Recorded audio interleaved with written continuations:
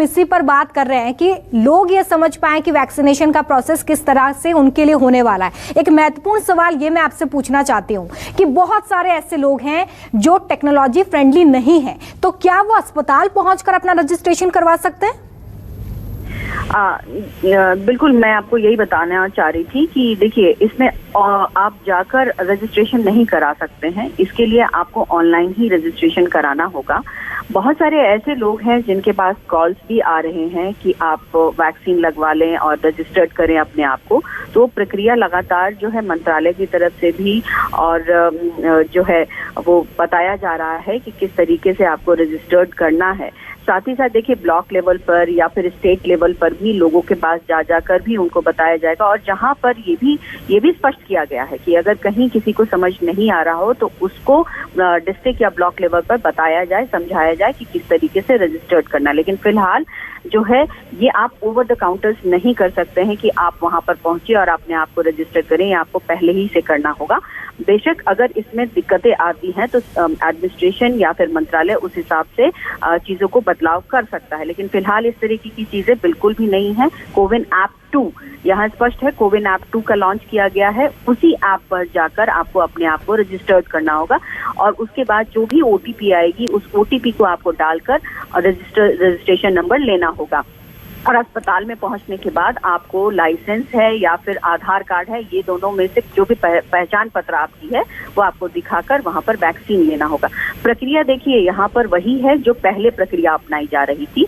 सिर्फ और सिर्फ अंतर यही है कि 60+ और 45+ विद कोमॉर्बिडिटीज, तो इन लोगों को अब वैक्सीनेशन दिया जाएगा। लेकिन साथ ही साथ ये भी होगा कि जो अभी भी हेल्थ वर्कर्स या फ्रंट लाइन वर्कर्स जो अभी तक नहीं वैक्सीन ले पाए हैं या फिर उनमें देरी हो रही है, वो भी साथ साथ चलते रहेंगे ताकि जल्दी से जल्दी मैक्सिमम पॉपुलेशन में वैक्सीन दे दिया जाए। क्योंकि एक्चुअली में देखा जाए तो सरकार की यही सबसे बड़ी चिंता है, क्योंकि अभी जिस तरीके से 8 राज्यों में कोरोना वायरस दोबारा से अटैक कर रहा है और जिस तरीके से लगातार हम देख रहे हैं कि एक सर्ज है, तो जब तक ये पॉपुलेशन में वैक्सीन नहीं लगेगा तब तक इसको ब्रेक करना या इस चेन को तोड़ना बहुत मुश्किल है। बिल्कुल, दायरा बड़े इसलिए निजी अस्पतालों को भी शामिल किया गया। पल्लवी, ये भी बताइए जरा यहाँ पर कि क्या जो वैक्सीन है उसके लिए भी कोई चॉइस दी जाएगी? ऐसी कोई सुविधा नजर आती है क्या कि चॉइस से आम जनता डिसाइड कर पाए कि उन्हें कौन सी वैक्सीन लेनी है?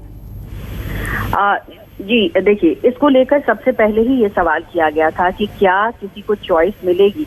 तो सरकार की तरफ से साफ बयान था कि इस वक्त चॉइस की स्थिति में नहीं है और अभी विश्व में भी अगर देखा जाए तो चॉइस नहीं मिल रहा है। जैसी अवेलेबिलिटी है उस तरीके से ही वैक्सीन मिल रहा है।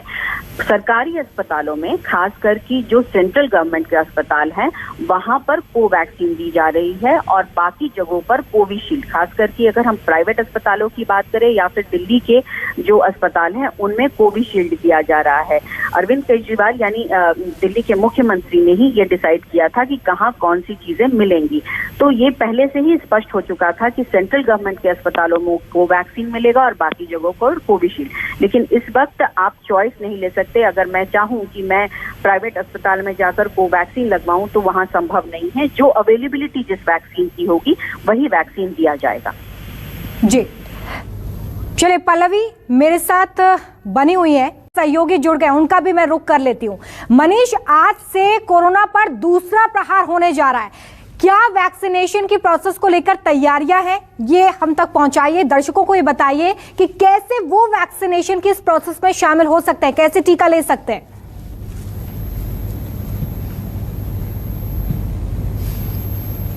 मनीष, आप तक आवाज पहुंच रही है?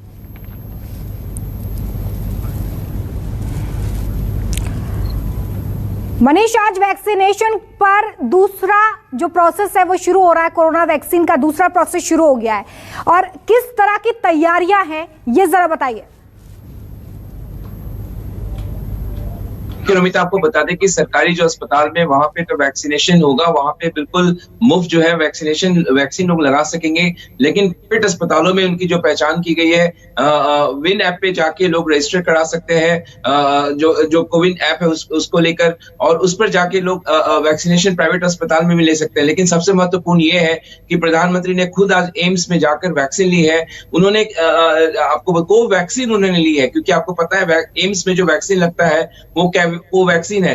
कोवैक्सीन को लेकर कई तरह की भ्रांतियां जो है वो फैलाई गई है, उसको खत्म करने के लिए प्रधानमंत्री की तरफ से ये प्रयास किया गया है। उन्होंने खुद आज सुबह में 7 बजे ये कोवैक्सीन लिया है, और उन्होंने देशवासियों से अपील की है कि बढ़ चढ़ के वो वैक्सीनेशन कार्यक्रम में वो हिस्सा लें। और आपको पता है 45 साल के, हालांकि 60 साल से जो ऊपर के जो बुजुर्ग हैं उनको तो वैक्सीन लगाया जाएगा ही, साथ ही साथ 45 साल से जो ज्यादा उम्र के लोग हैं जिनको कुछ बीमारियां हैं वो भी वैक्सीन जो है वो ले सकेंगे आज से। तो जाहिर पर ये